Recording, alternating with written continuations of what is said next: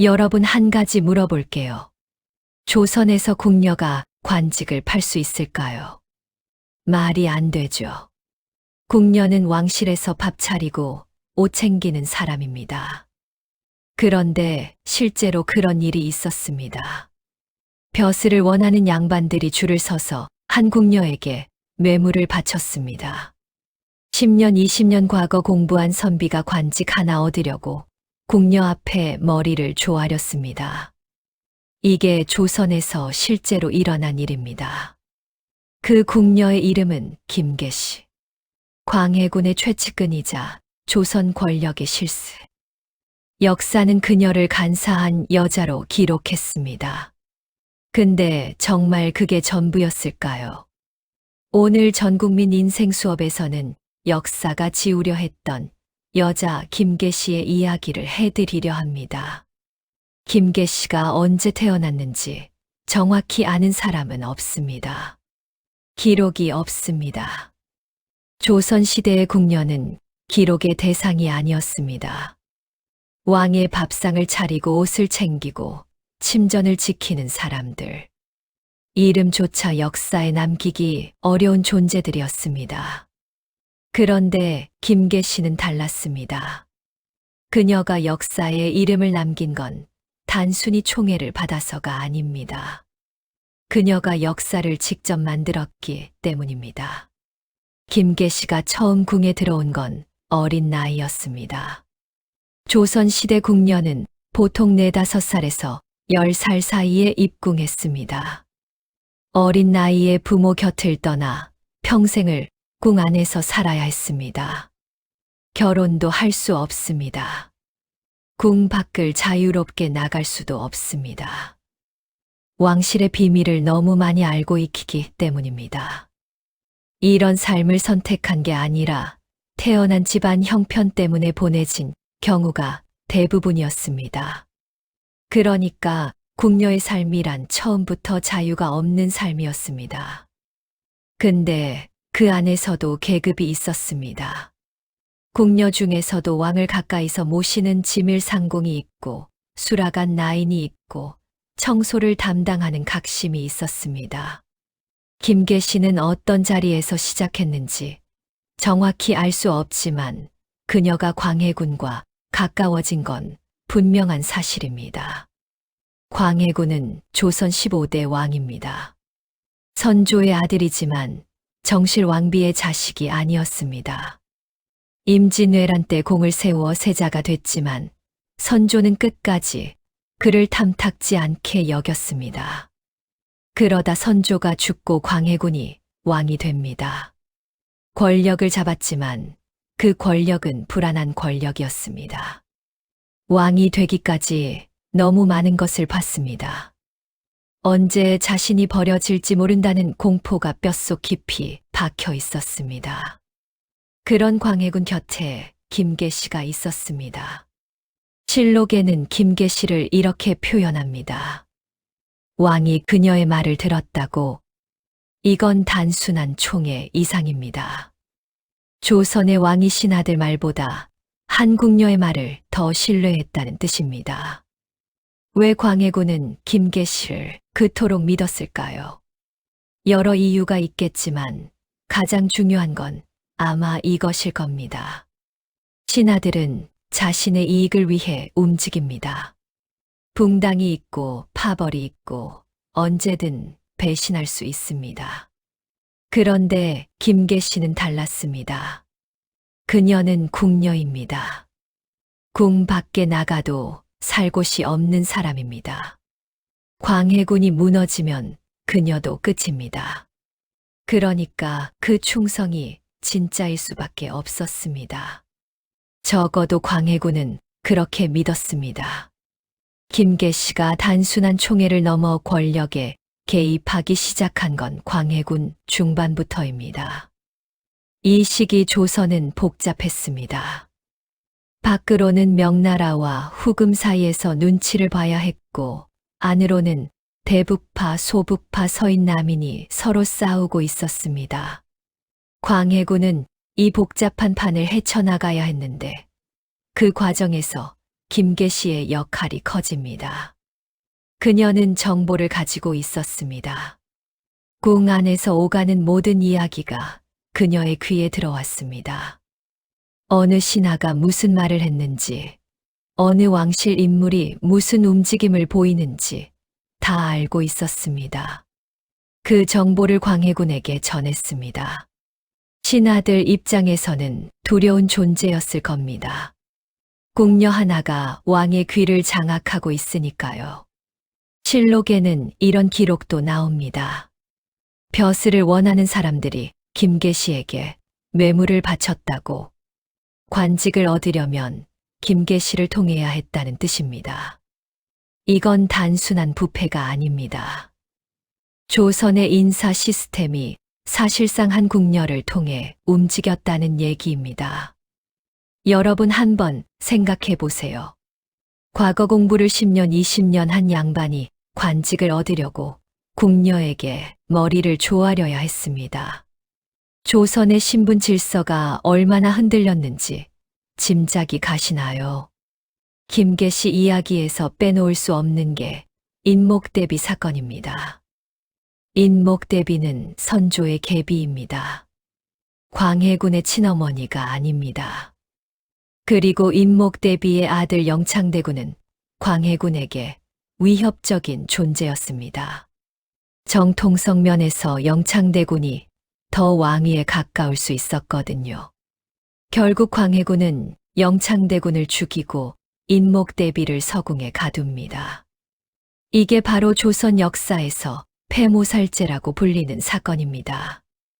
어머니를 패하고 동생을 죽인 일, 이 일로 광해군은 역사에서 폭군으로 기록됩니다. 근데 이 결정 뒤에 김계시가 있었다는 설이 있습니다. 실록에는 직접적인 기록이 많지 않지만 야사에는 김계시가 인목대비를 없애기 위해 광해군을 부추겼다는 이야기가 전해집니다. 왜 그랬을까요? 인목대비가 살아있는 한 광해군의 왕위는 항상 위협받습니다. 그리고 광해군의 왕위가 흔들리면 김계시도 끝입니다. 그러니까 그녀에게 인목대비는 제거해야 할 대상이었을 겁니다. 물론 이건 야사의 이야기입니다. 하지만 당시 광해군을 가장 가까이서 모셨던 인물이 김계시라는 건 분명한 사실입니다. 광해군이 김계시를 그토록 신뢰한 데는 그만한 이유가 있습니다. 광해군의 어린 시절을 먼저 봐야 합니다. 그는 선조의 둘째 아들이었습니다. 적자가 아니었습니다. 그 시절 조선에서 적자가 아닌 왕자는 항상 불안한 자리였습니다. 임진왜란이 터지지 않았다면 광해군은 왕이 되지 못했을 겁니다. 전쟁통에 선조가 피란을 떠나면서 광해군을 세자로 세운 겁니다. 전쟁이 끝나고 나서도 선조는 광해군을 탐탁지 않게 여겼습니다. 새로 얻은 계비 임모광후가 아들을 낳았습니다. 영창대군입니다. 선조는 이 어린 아들에게 왕위를 물려주고 싶어 했습니다. 결국 선조가 갑자기 죽으면서 광해군이 왕이 됐지만 그 과정이 너무 불안했습니다. 왕이 되기까지 얼마나 많은 배신과 음모를 목격했겠습니까? 믿었던 신하가 돌아서는 걸 봤을 겁니다. 편을 들어주는 척하다가 뒤통수를 치는 걸 봤을 겁니다. 그러니까 광해군에게 진심으로 자신의 편이 돼줄 사람이 절실했습니다. 신하들은 믿을 수 없었습니다. 붕당이 있고 가문이 있고 저마다의 이해관계가 있으니까요. 하지만 김계시는 달랐습니다. 앞서 말씀드린 것처럼 그녀는 광해군이 무너지면 같이 무너지는 사람입니다. 그 절박함이 오히려 광해군에게는 가장 순수한 충성처럼 느껴졌을 겁니다. 인간은 이렇게 이상합니다. 가장 약한 사람이 가장 강한 충성을 보여줄 때 그 충성을 가장 믿게 됩니다. 광해군이 그랬습니다. 광해군 시대 최고의 권신은 이이첨입니다. 대북파의 수장으로 광해군을 등에 업고 반대 세력을 모조리 제거했습니다. 영창대군을 죽이는 대도 이이첨이 앞장섰습니다. 그런데 이이첨과 김계시의 관계가 흥미롭습니다. 처음에는 협력했습니다. 둘 다 광해군의 신임을 받고 있었고 공통의 적이 있었으니까요. 인목 대비 세력을 제거하는 과정에서 이이첨과 김계시는 같은 방향을 보고 있었습니다. 근데 권력이란 게 그렇습니다. 같은 편이 가장 무서운 적이 되는 순간이 옵니다. 야사에는 이이첨이 김계시를 이용해 광해군에게 자신에게 유리한 정보를 흘렸다는 이야기도 있고, 반대로 김계시가 이이첨을 경계해서 광해군에게 불리한 말을 넣었다는 이야기도 있습니다. 진실이 뭔지는 알 수 없습니다. 하지만 한 가지는 분명합니다. 조선 최고 권력자 옆에서 한국녀가 최고의 권신과 대등하게 권력 게임을 벌이고 있었다는 겁니다. 신분 제도가 얼마나 흔들렸는지 다시 한번 느껴지시나요? 김계시가 뇌물로 쌓은 재산이 어마어마했다는 기록이 있습니다. 관직 하나를 팔 때마다 상당한 금품을 받았고, 그게 쌓이고 쌓이면서 궁녀 출신으로는 상상할 수 없는 부를 가지게 됩니다. 조선시대의 부는 곧 안전이었습니다.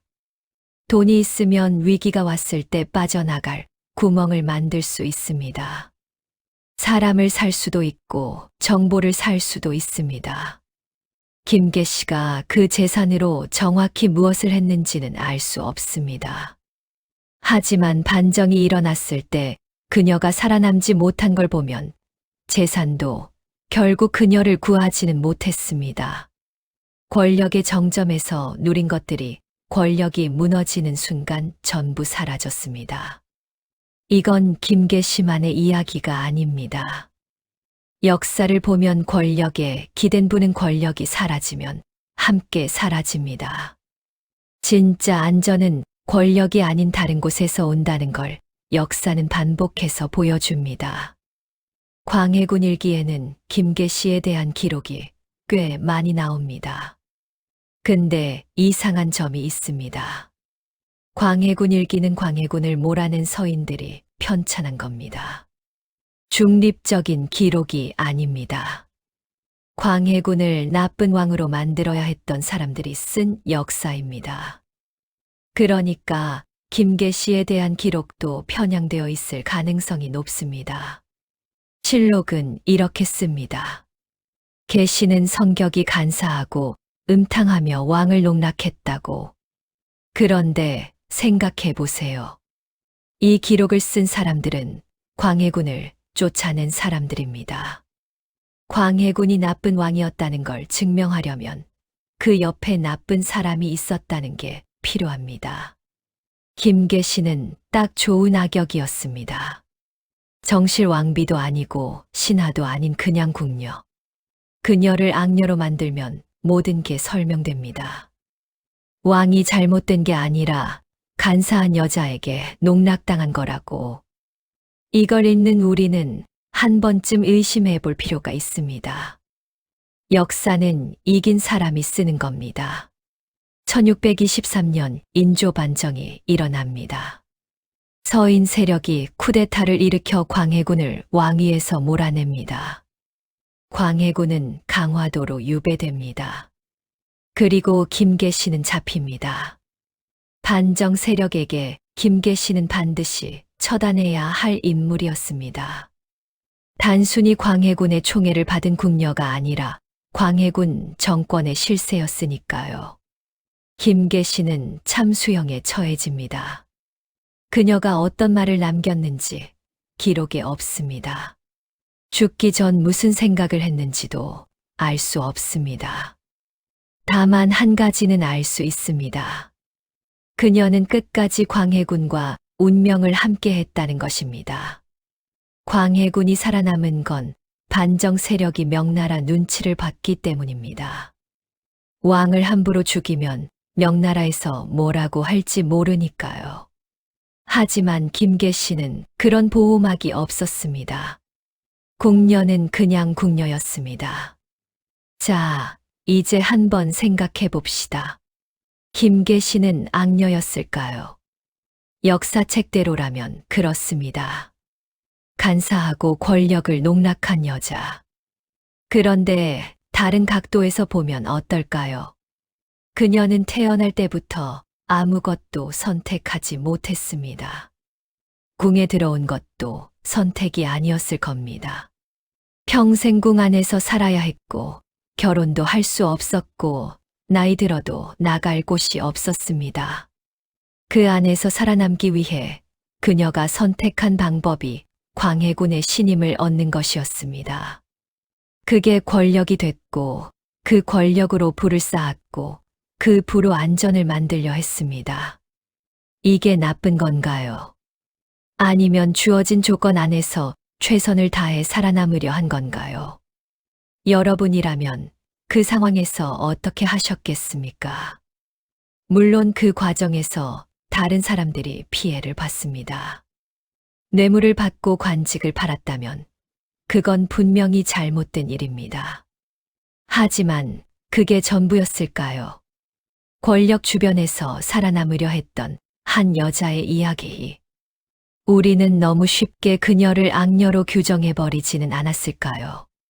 김계시만이 아닙니다. 조선 역사에는 이렇게 지워진 여자들이 많습니다. 권력 근처에 있었다는 이유로 악녀가 된 여자들. 그녀들의 이야기는 대부분 이긴 사람들이 쓴 역사 속에 왜곡되어 있습니다. 장희빈도 그렇습니다. 숙빈 최 씨도 어느 각도에서 보느냐에 따라 전혀 다른 인물이 됩니다. 역사를 읽을 때 우리는 누가 이 역사를 썼는지를 항상 생각해야 합니다. 기록된 것만이 진실이 아닐 수 있습니다. 기록되지 않은 것 속에 더 많은 진실이 숨어 있을 수도 있습니다. 김계 씨는 자신의 이야기를 직접 쓸 기회가 없었습니다. 죽었으니까요. 그래서 우리가 지금 이렇게 그녀를 다시 꺼내보는 겁니다. 오늘 김계 씨 이야기를 통해 우리가 생각해 볼 것이 있습니다. 사람은 누구나 자신이 놓인 자리에서 살아남으려 합니다. 그게 때로는 권력이 되고, 때로는 욕심이 되고, 때로는 누군가에게 상처를 주는 일이 됩니다. 김계 씨가 그랬습니다. 하지만 그녀를 단순히 악녀라고 부르기 전에 우리는 먼저 물어봐야 합니다. 그녀에게 다른 선택지가 있었는가? 아무것도 선택할 수 없는 자리에서 태어난 사람에게 우리는 너무 가혹한 잣대를 들이밀고 있는 건 아닌가? 조선의 신분 제도는 태어날 때부터 사람의 가능성을 잘라냈습니다. 양반으로 태어나면 관직의 길이 열리고 천민으로 태어나면 평생 그 자리에 머물러야 했습니다. 김계 씨는 그 구조 안에서 누구도 예상하지 못한 방식으로 자신의 자리를 만들어냈습니다. 그게 옳은 방법이었느냐 하는 건 별개의 문제입니다. 하지만 그 구조 자체가 처음부터 불공평했다는 것, 그게 먼저입니다. 역사는 강한 자의 기록입니다. 하지만 그 기록 사이사이에는 이름도 제대로 남기지 못한 사람들의 이야기가 숨어 있습니다. 김계 씨의 이야기가 바로 그겁니다. 우리가 역사를 보는 이유는 단순히 과거를 아는 게 아닙니다. 그 속에서 우리가 어떤 잣대로 사람을 바라봤는지, 지금 우리는 달라졌는지를 돌아보기 위함입니다. 여러분 주변에도 혹시 구조 때문에 잘못된 선택을 할 수밖에 없었던 사람이 있지는 않으신가요? 우리는 그 사람을 어떻게 바라보고 있었나요? 오늘도 전국민 인생 수업과 함께 해주셔서 감사합니다. 이 이야기가 조금이라도 마음에 남으셨다면 좋아요와 구독 부탁드립니다. 알림 설정도 해두시면 다음 영상 놓치지 않으실 수 있습니다. 역사 속에서 잊혀진 또 다른 이야기 다음에도 가지고 오겠습니다.